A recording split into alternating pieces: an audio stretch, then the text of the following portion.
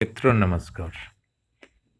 आज एलएससी पर बना रहे वीडियो की तीसरी कड़ी में द स्पेस लैब में आपका स्वागत करते हैं।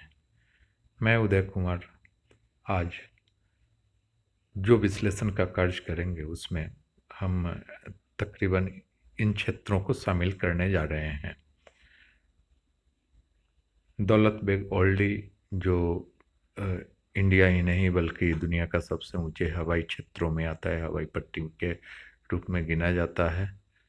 दौलत बेग ओल्डी के अलावा हमारे विश्लेषण में आज शामिल होगा देप्सांग प्लेन्स, जिस पर काफ़ी बवाल मचा हुआ है भारतीय राजनीति में, खास करके PP10 पेट्रोलिंग पॉइंट 10 से लेकर के पेट्रोलिंग पॉइंट 13, जो कि लगभग मैदानी क्षेत्र आता है।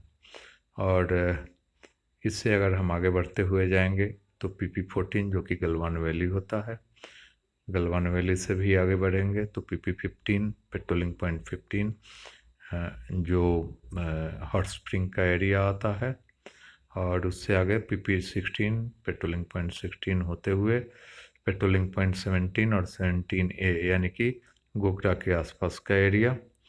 और इससे आगे बढ़ते हैं तो अनेलॉ, और हाँ, और यहाँ से भी और आगे बढ़ेंगे तो जो मैंने एलएससी या पेंगोंग सो के अपने सीरीज के पार्ट 2 में जहाँ पर मैंने समाप्त किया था वो था फिंगर 3 और फिंगर 4 के जंक्शन पॉइंट पर, जहाँ पर भारतीय सेना का अभी अधिकार हुआ है और भारतीय सेना एक अच्छी स्थिति में बनी हुई है। तो मित्रों, प्रारंभ हम यहीं से करते हैं और धीरे धीरे उत्तर की तरफ बढ़ते हुए जाएंगे, और हमारा अंतिम विश्लेषण, आज के विश्लेषण का अंतिम पॉइंट होगा दौलत बेग ओल्डी।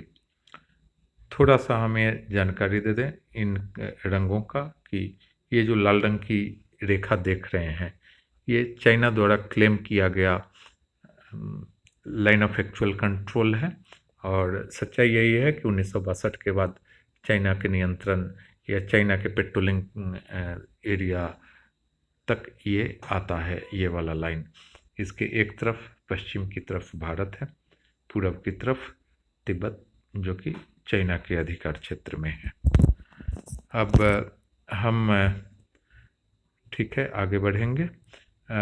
एक बात और मित्रों कि अगर आप हमारा एलएससी का जो 2 पार्ट है, एक था, प्रथम पार्ट था वो पेंगोंग सो के दक्षिणी हिस्से में हुई झड़प 29-30 अगस्त की रात को जो हुई थी उस पर, और दूसरा पार्ट जो कि कल ही रिलीज किया गया था वो था आपका पेंगोंग सो के उत्तर और दक्षिण दोनों तरफ जो 29-30 अगस्त के बाद 5, 6 और 7 सितंबर को या 8 सितंबर तक जो झड़प हुई भारतीय सेना और पीएलए में, उस पर था।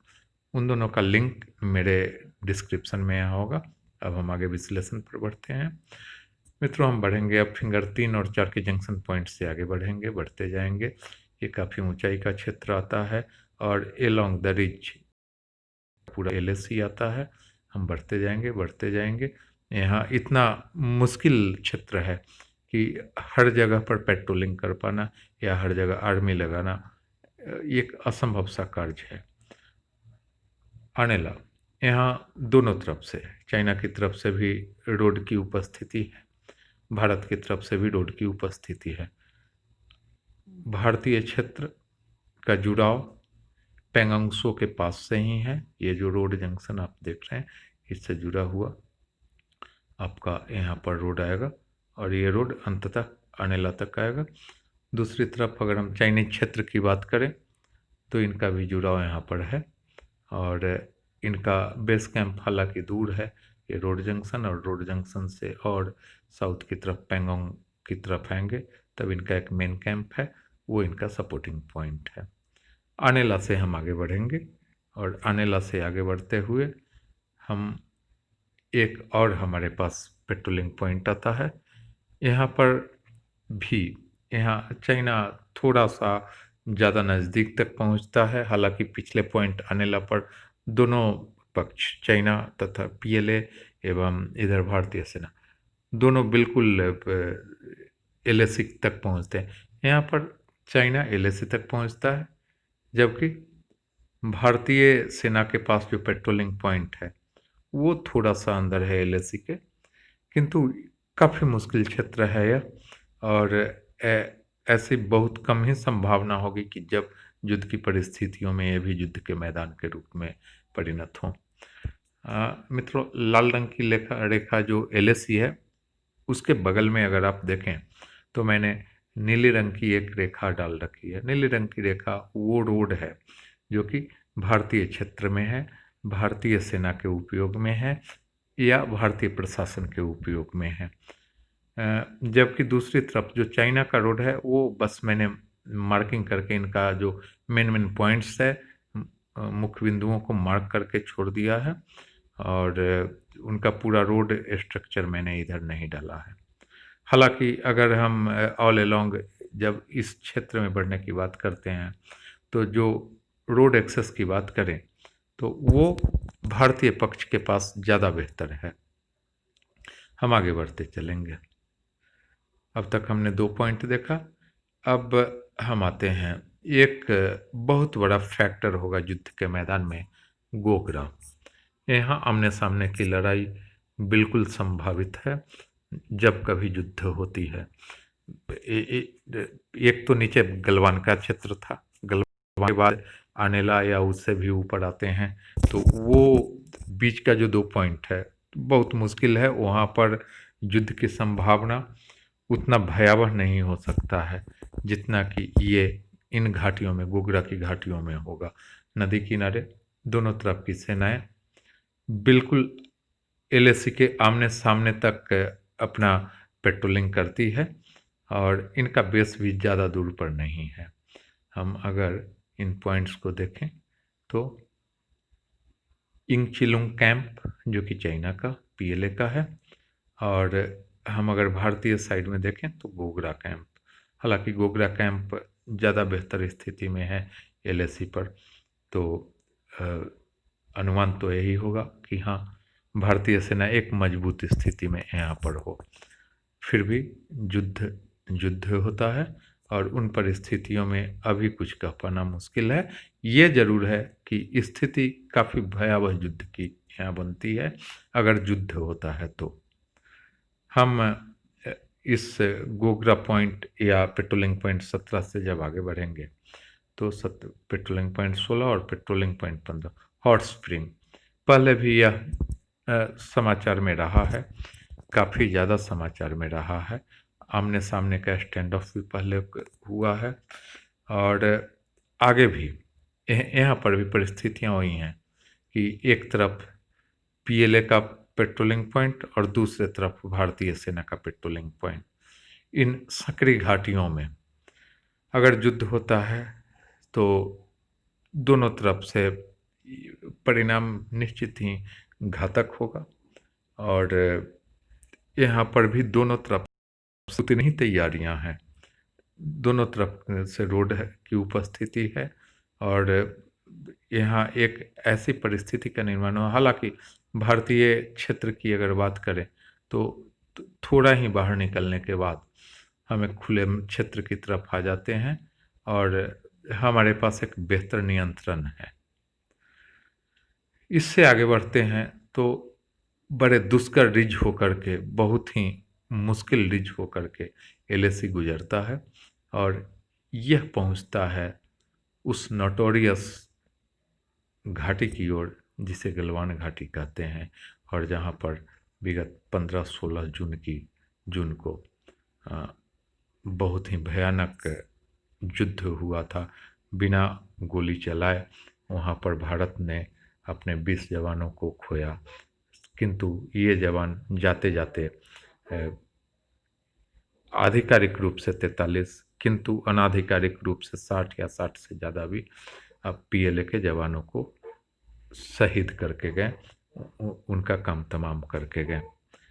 इस पॉइंट पर हम एक बार याद करते हैं शहीद संतोष बाबू को, उनको नमन करते हैं, और यहाँ की परिस्थितियों पर अब ध्यान देते हैं। यहाँ पहुँच पाना पीएलए के लिए उतना सरल नहीं है, जबकि भारतीय क्षेत्र के लिए बस 4 से 5 भी बनती है हमारे हाईवे से। एक हाईवे है, पहले हम गलवान घाटी से आगे बढ़ें, उसके पहले हम एक चीज़ पर चर्चा करेंगे, एक मुद्दा पर चर्चा करेंगे कि आखिर राजनीतिक इच्छा शक्ति होती क्या है? हमारे पास आज भी वही सेना है, जो सेना 1962 में था। क्यों 1962 में हमें मुँह की खानी पड़ी? तो कई सारे कई सारे बिंदु हैं और उसमें एक बिंदु ये भी है कि ना तो हमारे पास एक्सेस था पहले, जो कि आज मोदी जी के आने के बाद एक साहसिक कदम के रूप में इसे बहुत ही तेज़ी से पूरा किया जा रहा है।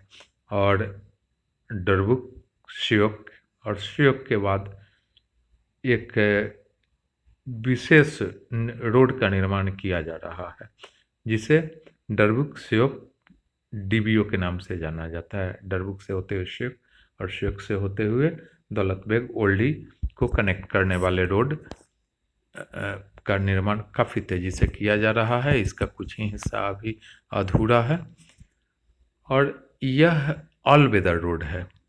बहुत ही अच्छी बात है कि ऑल वेदर रोड है। तो ऑल वेदर रोड का अर्थ हो गया कि यह सालों भर खुला रहेगा। यह फ़ायदा हमेशा भारत के पक्ष में है।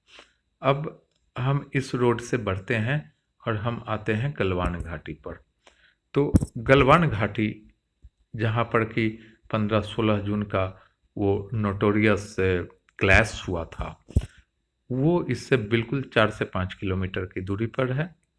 भारतीय पक्ष यहाँ पर मजबूती की स्थिति में है और आगे भी अगर कोई झड़प होता है, कोई युद्ध होता है, तो वह भारतीय पक्ष में ज़्यादा बेहतर होगा और पीएलए के लिए वह एक नाइटमेयर, दुःस्वप्न के रूप में फिर से आएगा। हम आगे बढ़ेंगे। हम ये पेट्रोलिंग पॉइंट 14 जो कि गलवान वैली को बोलते हैं, इससे आगे बढ़ते हैं तो ऊंची ऊंची पहाड़ की चोटियां हैं। इन चोटियों से होते हुए एलएसी पास करता है। अब यहाँ पर एक प्राकृतिक अवरोध है। न तो भारतीय सेना को किसी पेट्रोलिंग की आवश्यकता है, न ही पीएलए को। किंतु इससे आगे बढ़ते बढ़ते यहाँ पर हम देख सकते हैं ग्लेशियर भी है। ग्लेशियर अर्थात हिमनद। अब इस ग्लेशियर, पहाड़ की ऊंची ऊंची चोटियाँ, इन सब को पार करते हुए एक बार फिर से हम आते हैं इस पॉइंट 4690, एक वैली है। हालांकि यह वैली उतना आसान नहीं होगा। रोड है, चाइना की तरफ से भी रोड है और यहाँ भारतीय क्षेत्र में भी यहाँ तक रोड है। इसके बाद पैदल पेट्रोलिंग की व्यवस्था है। तो इसमें इतना ही कहा जा सकता है कि युद्ध होने की परिस्थिति में फिर से ये जो पॉइंट 4690 एक वैली है, ये वैली फिर से एक युद्ध के मैदान के रूप में तब्दील हो सकता है। और थोड़ा ध्यान देंगे यहाँ पर किस तरह की विषम परिस्थितियाँ यहाँ पर हैं। बिल्कुल ऊंची ऊंची पहाड़ियाँ और उसके बीच से तंग घाटियाँ, बिल्कुल छोटी सी घाटियाँ। तो इतना आसान नहीं होगा यह क्षेत्र किसी भी सैनिक के लिए, चाहे वो भारतीय पक्ष हो या पीएलए। इसके और आगे बढ़ेंगे।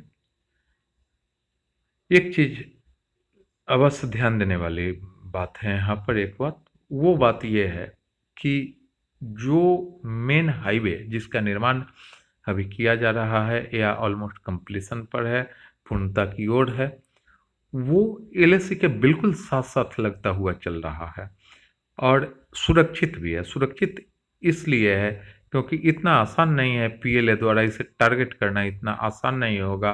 कारण है जो एलएसी यहाँ पर है वो काफ़ी ऊंचाई पर या तो चोटियों से घिरा हुआ, हिमनदों से होते हुए एलएसी गुजर रहा है।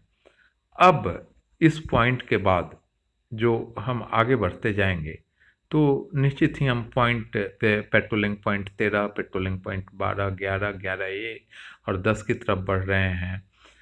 अब देखिए, हम मैदानी क्षेत्र में घुस गए। मैदानी क्षेत्र में हमारी स्थिति ये है कि हमारी जो सड़क है वो बिल्कुल एलएसी के पास लगी हुई है और इसके पैरेलल चल रही है, समानांतर चल रही है। जबकि दूसरी तरफ अगर हम देखेंगे चाइनीज स्थितियों को, तो इनका एक्सेस उतना बेहतर नहीं है जितना हमारे पास है। मुझे हंसी आती है या दुख होता है भारत में विपक्षी दलों की जो मानसिकता है उसे देखकर।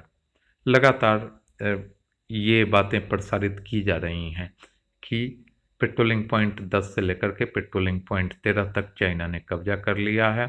देप्सांग का बहुत बड़ा क्षेत्र जो है 1000 वर्ग किलोमीटर का क्षेत्र चाइना ने अपने नियंत्रण में ले लिया है। दोस्तों, आपकी जानकारी के लिए मैं बिल्कुल आपको प्रमाणित करके बता रहा हूँ कि जो वर्तमान में आप सैटेलाइट डाटा देख रहे हैं यह 11 जुलाई 2020 का है। गूगल अर्थ पर इसे वेरीफाई किया जा सकता है और इसमें आप बिल्कुल जूम करके देखते चले जाइए, आपको स्थिति हो जाएगी। जो गतिरोध है, जो आपस में झड़प वगैरह की घटनाएं प्रारंभ हुई, ये सब मई से ही प्रारंभ हुई थी और स्टैंड ऑफ की स्थिति बनी थी जो कि मई जून वगैरह और उसके आगे चलता गया। अर्थात जब स्टैंड अप की स्थिति बनी है उसके बाद का सैटेलाइट डाटा अपडेट किया गया है गूगल अर्थ द्वारा, स्पेशली देप्सांग एरिया की अगर हम बात कर रहे हैं तो इसमें मेरे जैसे रिमोट सेंसिंग प्रोफेशनल को कहीं भी यह नहीं दिख रहा है कि चाइना एक डोमिनेंसी की स्थिति में है। हाँ, मैं आगे ज़रूर बताऊंगा कि चाइना एक ऐसा क्षेत्र है जहां डोमिनेंसी की स्थिति में है, किंतु वो देप्सांग प्लेन्स नहीं है, बल्कि फिर से जब हम पहाड़ों में घुसते हैं तो एक छोटे से क्षेत्र में डोमिनेंसी की स्थिति में है। बाकी जगह पर भारत और भारतीय सेना डोमिनेंसी की स्थिति में है। देखते चलते हैं। मुझे कहीं नहीं दिख रहा है कि एलएसी पर चाइना ने कोई सेटअप किया है या ऐसा कोई फीचर्स है जिसे कि हम देख पाएँ। मुझे कहीं नहीं दिख रहा है। तो ये दुष्प्रचार है। हो सकता है आप अपने प्रधानमंत्री का विरोध करें, लेकिन प्रधानमंत्री का विरोध करते करते आप राष्ट्र विरोधी हो जाएं, वह कहीं से भी बर्दाश्त करने वाली बात नहीं होती है। और ये जो भी लोग हैं, चाहे टीम कांग्रेस हो या फिर मिस्टर ओवैसी की टीम हो या मिस्टर ओवैसी खुद हो, इन्हें भारतीय जनता कभी माफ़ नहीं करेगी ये दुष्प्रचार करने के लिए। मैं उन्हें चैलेंज करता हूँ कि जो बातें मैं कह रहा हूँ कि चाइना यहाँ पर डोमिनेंट स्थिति में नहीं है, वो आकर इसे प्रमाणित कर दें कि मैं गलत बोल रहा हूँ। तो हम बात कर रहे थे देप्सांग वैली की या देप्सांग प्लेन्स की।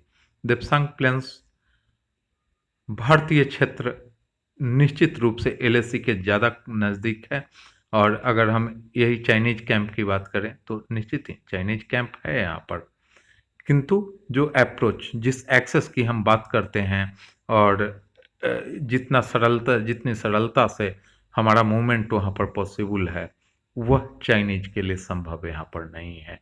एक छोटा सा एरिया है जो कि ये पेट्रोलिंग रोड यहाँ से लेकर के और यहाँ तक का एरिया, यहाँ पर एलोंग द एलएसी चाइनीज ने अपना पैरेलल रोड बनाया है एलएसी के साथ साथ। किंतु ध्यान देने वाली बात यह है कि यहाँ पर भारतीय क्षेत्र से भी पेट्रोलिंग की जाती है और वर्तमान स्थितियों में यह एक ऐसा पॉइंट है जहाँ पर कि चाइनीज लोगों द्वारा अवरोध पैदा किया जा रहा है। किंतु जब युद्ध होगा तो यह अवरोध कहीं से भी मायने नहीं रखता, क्योंकि भारत का कैंप यहाँ पर है और एक बहुत बड़ी बात है भारत के साथ, वो है डीबीओ, दौलत बेग ओल्डी।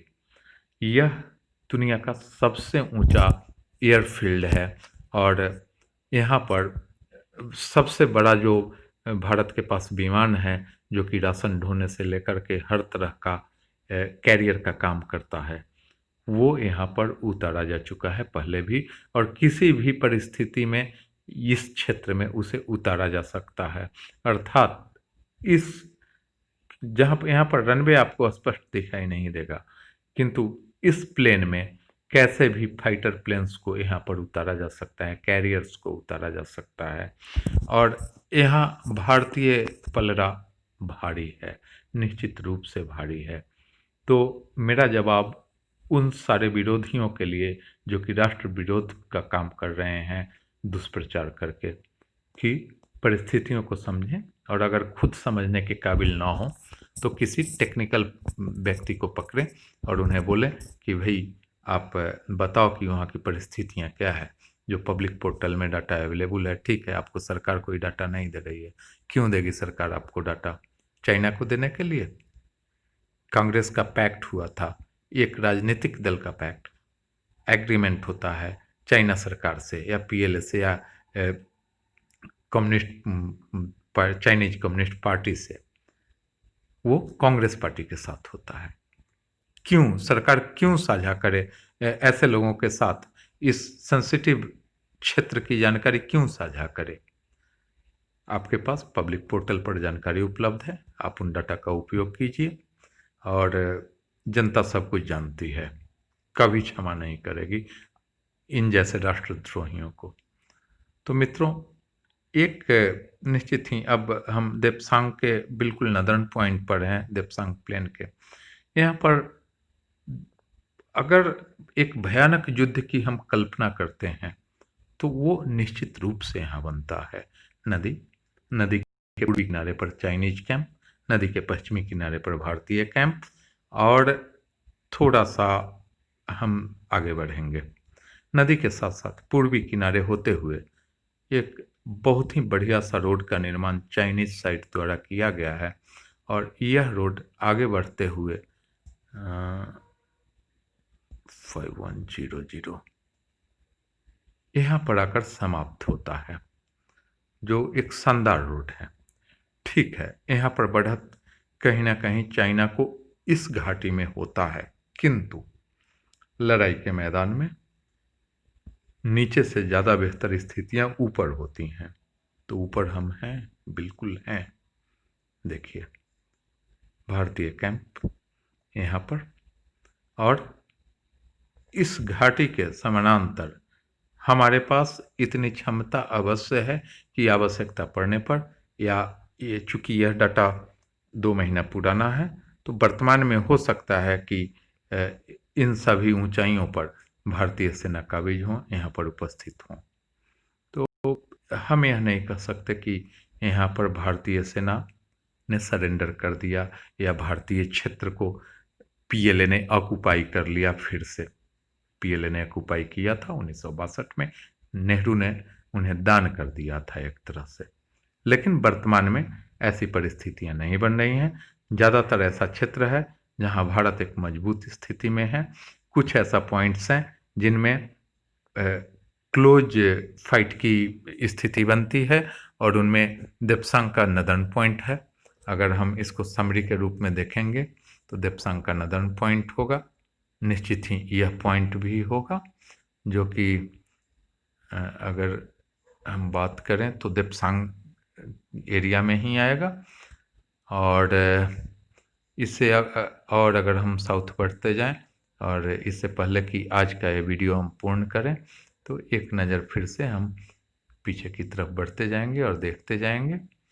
तो गलवान आएगा, इसके बाद बिल्कुल गलवान यानी कि पेट्रोलिंग पॉइंट 14, फिर पेट्रोलिंग पॉइंट 15 आएगा, जहाँ पर कि आमने सामने की स्थिति बनती है।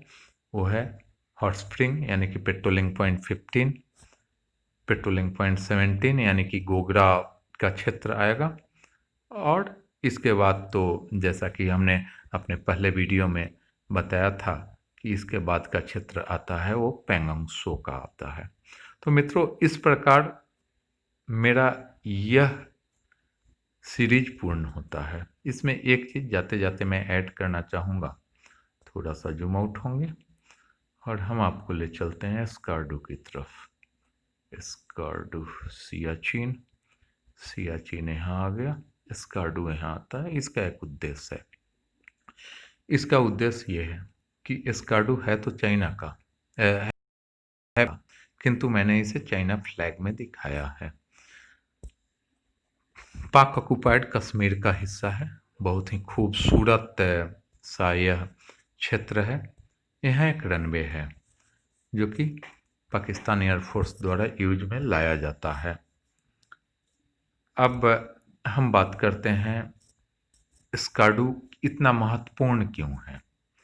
चाइना इसे भारतीय डीबीओ दौलत बेग ओल्डी के जवाब के रूप में देखती है, क्योंकि चाइना के पास जो भी एयर स्ट्रिप हैं वो दूरी पर हैं और उसका समाधान के रूप में चाइना इसका उपयोग कर सकता है। हालांकि ऐसी परिस्थिति में स्पष्ट रूप से सीधी लड़ाई भारत और पाकिस्तान के बीच में भी छिड़ जाएगी, तो पाकिस्तान ऐसा करने में कई बार सोचेगा। पहली बात ये थी। दूसरी बात, लड़ाई की परिस्थितियों में रोड का क्या महत्व होता है। दोस्तों ये देखिए, आप ये जो ऑरेंज कलर नारंगी रंग की जो सीमा देख रहे हैं, ये भारतीय क्लेम है। 1962 से पहले हम यहाँ तक हुआ करते थे, जो कि नेहरू की गलतियों ने इसे हमसे छीन लिया और ये पीएलए के पास चला गया। तो इसमें काफ़ी सारा डेवलपमेंट चाइना द्वारा किया गया। अक्साई चीन के नाम से इसे जाना जाता है। और ये जो पिंक कलर की लाइन आप देख रहे हैं, यह इनका एक रीढ़ की हड्डी की तरह काम करता है। यह एक मेजर हाईवे है, हाईवे नंबर 219, और ये कनेक्ट करता है चाइना के मेनलैंड को। ये जो पाकिस्तान चाइना इकोनॉमिक कॉरिडोर है या चाइना पाक इकोनॉमिक कॉरिडोर, वो यही है हाईवे। अब इसी हाईवे पर अगर हम आगे बढ़ते जाएंगे तो हमें मिलता है कैलाश मानसरोवर। कैलाश मानसरोवर, कभी भी इस प्रकार के भ्रम में न रहें कि मीडिया में बहुत सारी खबरें आ रही हैं कैलाश सीरीज को भारत ने अपने अधिकार क्षेत्र में ले लिया। कैलाश सीरीज को लिया है, कैलाश पर्वत काफ़ी दूरी पर है और वो अभी भी चाइना के अधिकार में ही है। तिब्बत के अंदर आता है और ये अभी भी चाइना के अधिकार क्षेत्र में ही है।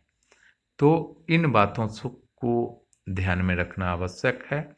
मीडिया सेंसेशन पैदा करने के लिए कुछ भी बोलती है, बिना सिर पैर की बातें करती हैं। तो मित्रों, उम्मीद है कि आपको हमारा वीडियो पसंद आया होगा। इसमें अगर आपको लगता है कि हाँ, हमें कहीं सुधार की आवश्यकता है, बेझिझक हमें बताएं, कमेंट सेक्शन में अपना विचार प्रकट करें। और आज का यह वीडियो हमारे एक दर्शक के विशेष अनुरोध पर थोड़ा जल्दबाजी में बनाया गया, अन्यथा ये मैं प्लान कर रहा था इस सप्ताह के बाद अगले सप्ताह में लाने का प्लान कर रहा था। तो आप भी अपनी पसंद का क्षेत्र बता सकते हैं, उसका एनालिसिस करना है तो मैं प्रयास करूंगा कि मैं आपकी बात मानूं और उस क्षेत्र का एनालिसिस आपके सामने प्रस्तुत करूं। तो मित्रों, मेरे चैनल को सब्सक्राइब करना ना भूलें, जो बेल है बेल दबा दें और जिससे कि आपको मेरा वीडियो रिलीज होते ही आप तक नोटिस जाए, आप उसे देख पाएँ। शुभ रात्रि मित्रों, फिर मिलते हैं अपने अगले एपिसोड में। धन्यवाद।